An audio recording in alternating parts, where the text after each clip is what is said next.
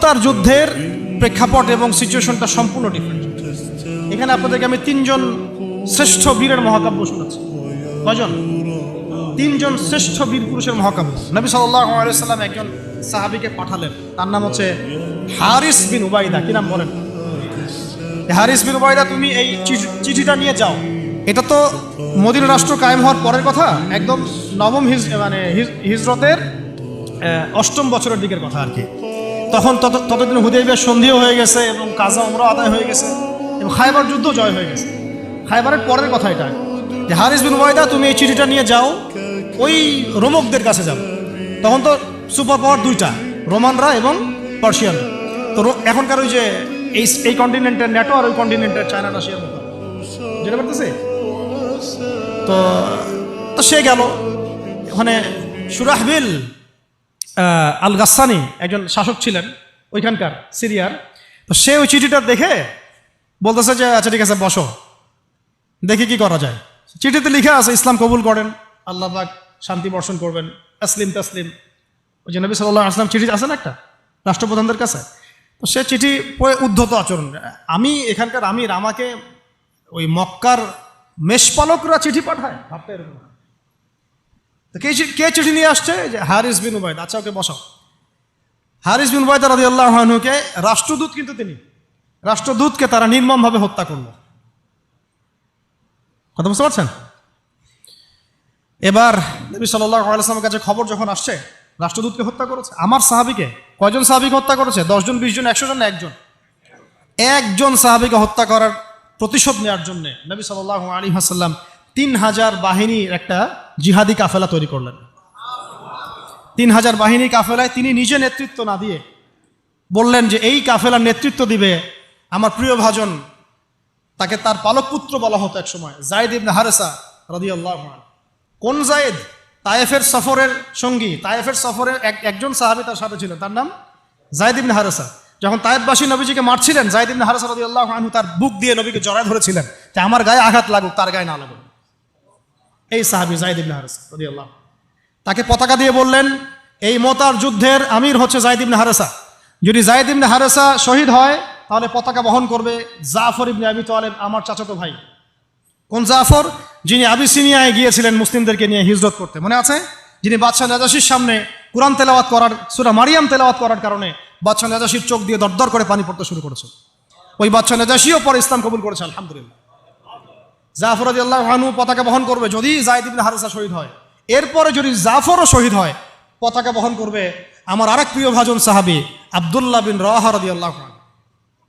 আব্দুল্লাহ বিন রাওয়াহা রাদিয়াল্লাহু, যাকে যে কোনো মুহূর্তে যদি বলতেন ইসলাম নিয়ে একটা শের বলেন, একটা কবিতা বলেন, ইনস্ট্যান্ট তিনি শের বলে ফেলতে পারতেন। এত সুন্দর, এত উন্নত কাব্য প্রতিভা ছিল তার মধ্যে। এই নষ্ট সংস্কৃতি না, তাদের সংস্কৃতি ছিল একেবারে খাঁটি তাওহীদের সংস্কৃতি। এমনকি কাবা তাওয়াফ করছেন যিনি, তখন কাবা তাওয়াফ করছেন বিদায় কাজা উমরা আদায় করার সময় নবীর সামনে সামনে তিনি ঘুরছেন এবং আবৃত্তি করছিলেন একটা কবিতা কাফেরদেরকে আঘাত করার জন্য। এই কাফেররা দেখো, তোমরা যাকে বের করে দিয়েছিলে তিনি আজকে সসম্মানে এখানে ঘুরতেছে। ওমর রাদিয়াল্লাহু আনহু বলছিলেন যে কাবা তাওয়াফ করার সময় তুমি এগুলো বলছো? নবীজি বলেন ওকে ছেড়ে দাও, সে এমন বাক্য তিলাওয়াত করতেছে, মানে এমন বাক্য সে চয়ন করেছে যেগুলো কাফের অন্তরে বর্ষার চাইতেও বেশি বিদ্ধ হচ্ছে, তাকে বলতে দাও। এই হলো আব্দুল্লাহ বিন রাওয়াহা রাদিয়াল্লাহু আনহু, নবীজির অত্যন্ত প্রিয় ভাজন সাহাবী। আব্দুল্লাহ বিন রাওয়াহা যদি শহীদ হয় তাহলে তোমরা তোমাদের মধ্য থেকে একজনকে আমির নিযুক্ত করে নিও। সাহাবীরা বুঝে ফেললেন এই সফরে আমরা 3 জনই শহীদ হতে যাচ্ছি, কারণ একটা সফরে কখনো 3 জন আমিরের প্রয়োজন হয় না, হয় না। এবার তারা গেলেন, তারা কখনো আশাও করেন নাই ওখানে যা দেখবেন। ওখানে গিয়ে দেখলেন যে 1 লক্ষ রোমান সৈন্য সামনে এসে দাঁড়িয়েছে। কত লক্ষ? এবং একেবারে ফুল প্রশিক্ষিত, একদম ফুল আর্মড ফোর্সড। আর এর সাথে তাদের সাহায্যকারী দলেও আছে আরো 1 লক্ষ সৈন্য। মোট কয় লক্ষ? এদিকে কতজন? যুদ্ধ হওয়া সম্ভব? আসলে কি সম্ভব? সম্ভব না। যুদ্ধ কিন্তু সম্ভব না। আমরা তো আগে সংখ্যা গরিষ্ঠ হওয়ার কথা চিন্তা করি। কোন যুদ্ধে ইসলাম সংখ্যা গরিষ্ঠতা দিয়ে জিতে নাই।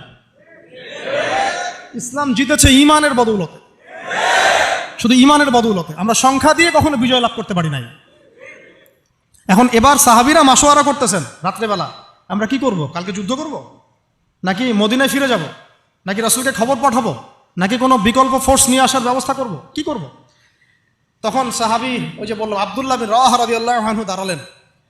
তরুণ সাহাবী, আপনাদেরকে বলতেছে, তরুণ সাহাবী দাঁড়িয়ে বলছেন যে, হে আমার ভাইয়েরা,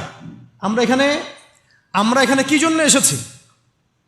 হয় আমরা এই যুদ্ধ করব, শহীদ হব, না হলে আমরা গাজী হব।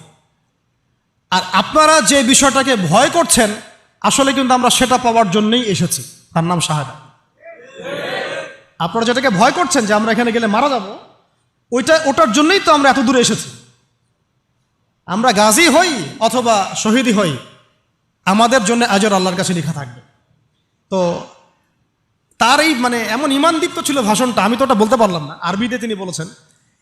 এতে মানে উৎফুল্ল হয়ে বা ইন্সপায়ার্ড হয়ে সাহাবীরা আর দ্বিতীয়বার ভাবলেন না, ঠিক আছে কালকে যুদ্ধ হবে। এবার পরের দিন যুদ্ধ শুরু হল। এটা কি সম্ভব যুদ্ধ? প্রথমে যায়েদ ইবনে হারেসা রাদিয়াল্লাহু আনহু পতাকা নিয়ে ঘোড়া ছুটায় আগায় যাচ্ছেন, এবং একটা আঘাতও পিছন থেকে করার সাহস হচ্ছে না তাদের, সব আঘাত তারা সামন থেকে করছেন। এক পর্যায়ে যায়েদ রাদিয়াল্লাহু আনহুর এই মানে গায়ের মধ্যে তারা বর্ষা নিক্ষেপ করে। বর্ষা তো আগেকার বড় বড় বল্লম বর্ষা ছিল, এবং একটা বর্ষা তার গায়ে যখন লাগে তিনি পড়ে যান, এবং এই অবস্থায় আস্তে আস্তে তার শাহাদাত হয়।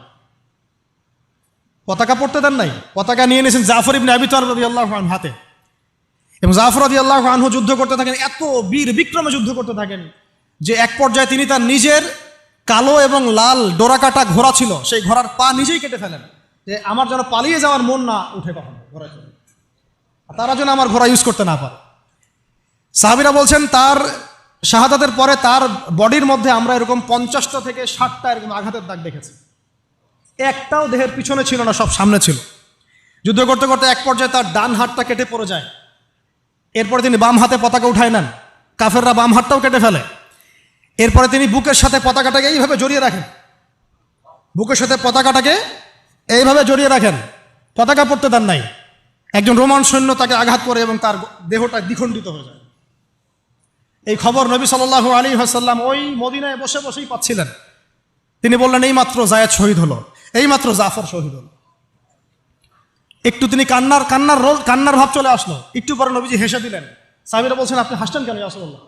তিনি বলছেন যে জাফর এর ডান হাত প্রথমে কেটে গেছে, তারপর বাম হাত কেটে গেছে। আল্লাহ রাব্বুল আলামিন তাকে এই দুইটা কাটা হাতের বিনিময়ে জান্নাতে দুইটা বড় বড় পাখা দিয়েছে। এইটা দিয়ে তিনি জান্নাতে ঘুরে বেড়াচ্ছেন আর ফল খাচ্ছেন। তার নাম হয়ে গেল জাফর আত-তাইয়ার, জাফর আত-তাইয়ার, পাখাওয়ালা। এরপরে পতাকা হাতে নিলেন সেই আব্দুল্লাহ বিন রাওয়াহা রাদিয়াল্লাহু আনহু, তিনিও তো বীর বিক্রমে যুদ্ধ করতে লাগলেন। এক পর্যায়ে তিনি একটু কান্না করেছিলেন। সাহাবীরা বলছেন, আপনি কি ভয় কান্না করতেছেন? জি না, আমি ভয় কান্না করছি না, বরং কোরআনের একটা আয়াত আমার মাথায় আসছে বলে আমি কান্না করছি।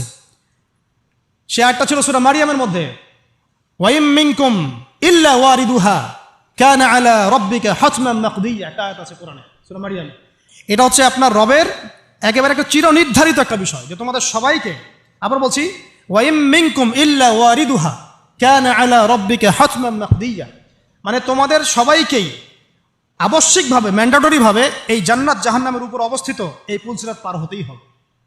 এটা তোমার রবের একটা প্রাচীন একটা মানে স্টেটমেন্ট, এটা তোমাকে করতেই হবে, সবাইকে করতে হবে।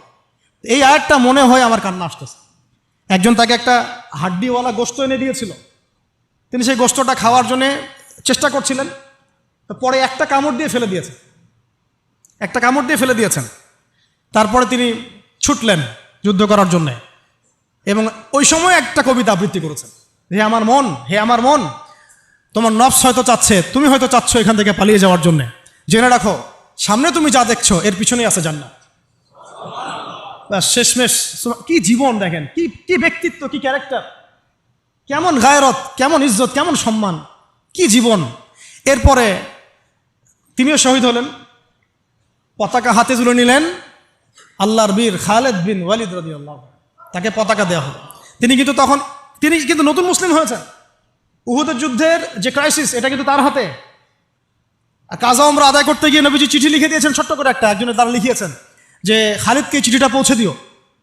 ওখানে লেখা আছে, খালিদ তুমি যদি কাফেরদের পক্ষ অবলম্বন না করে মুসলিমদের পক্ষ নিতা কতই না ভালো হবে।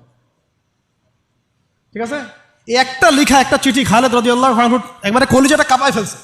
তিনি মক্কা থেকে মদিনায় গিয়ে নিজে ইসলাম কবুল করে আসছেন এবং নবী সাল্লাল্লাহু আলাইহি ওয়াসাল্লাম তাকে কিন্তু আন্ডারস্টিমেট করেন নাই। তার হাতে উল্টা তরোয়াল উঠাই দিয়ে বলছেন যে আজকে থেকে এই তরোয়াল তোমার এবং তোমার নাম হচ্ছে সাইফুল্লাহ, তুমি আল্লাহর তরবারি। এরপর থেকে তিনি প্রায় 80-90টা যুদ্ধ করেছেন, সবগুলাতে জয়লাভ করেছেন মাশাআল্লাহ। ওই খালিদ রাদিয়াল্লাহু আনহু পতাকা তুলে নেন মোতার যুদ্ধে। তারপরে সিরাতের মধ্যে আসছে, তিনি বলছেন নিজের ভাষায় যে ওই দিন আমার হাতে 9টা তরোয়াল ভেঙে গেছে। যুদ্ধ করতে করতে করতে করতে ওই দিন আমার হাতে 9টা তরোয়াল ভেঙে গেছে। তিনি ছিলেন যুদ্ধ কৌশলে অত্যন্ত পারদর্শী, হুটে হাটে কোনো কাজ করতেন, অনেক পারদর্শী।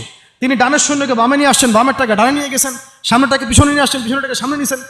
বর্ষা যারা ছিল তাদেরকে পিছনে নিয়ে আসছেন, তীরন্দাজদেরকে সামনে দিয়েছেন, মানে ওদেরকে ভেবা চাকা খাওয়াই দিয়েছেন যে ওরা মনে করতেছে এরা মনে হয় অনেক, হ্যাঁ এরা মনে হয় আরো বিকল্প ফোর্স নিয়ে আসছে মনে হয়। তো ওরা আস্তে আস্তে পিছনের দিকে যাওয়া শুরু করতেছে, আর এদিকে মুসলিমরা একটু একটু করে সেফ জোনে আসার চেষ্টা করতেছে পিছনের দিকে। ওরা ভাবতেছে পিছনে সামনে যদি আগাই হয়তো পিছন থেকে ওরা আরো সৈন্য নিয়ে আসছে, আমাদেরকে আক্রমণ করবে। এই আল্লাহ পাক ভয় চাপাই দিলেন, এরা পালায় চলে গেল। 3000 সৈন্য নিয়ে 2 লক্ষ সৈন্যকে পরাজিত করা হয়েছে। খালিদ রাদিয়াল্লাহু আনহু বললেন আমার হাতে সেই দিন 9টা তরোয়াল ভেঙেছে, আর শেষমেশ ছোট্ট একটা ইয়েমেনি চাকু দিয়ে আমি যুদ্ধ করেছি। তাহলে চিন্তা করেন কত কাফের মারা গেছে। আর মুসলিমদের মধ্যে মাত্র 12 জন সাহাবী শহীদ হয়েছে, মাত্র 12 জনকে তারা মারতে পারছে, বাকিদেরকে মারতে পারেনি। এইগুলো হচ্ছে মহাকাব্য, জাজল্যমান মহাকাব্য, যেগুলো আমাদের এই প্রজন্মকে জানানো উচিত এবং আপনাদের মাথায় থাকা উচিত। প্রত্যেকটা সংগ্রাম, প্রত্যেকটা বিপ্লব, প্রত্যেকটা অভ্যুত্থানের পিছনে যেন থাকে আল্লাহর সন্তুষ্টি, আল্লাহর দিন কায়েমের চেষ্টা, আল্লাহর দিনের খেদমতের চেষ্টা এবং ইনসাফ প্রতিষ্ঠার চেষ্টা, এবং জালেমের বিরুদ্ধে আমাদের অবস্থান সবসময় শক্ত থাকবে ইনশাআল্লাহ। এরকম অনেক ঘটনা আছে, আমি আজকে আর বলার সুযোগ পেলাম না। ইনশাআল্লাহ আরও একদিন আল্লাহ যদি তৌফিক দেন ইনশাআল্লাহ তাআলা আমি আপনাদের সাথে আবার এগুলো নিয়ে সেশন করবো ইনশাআল্লাহ।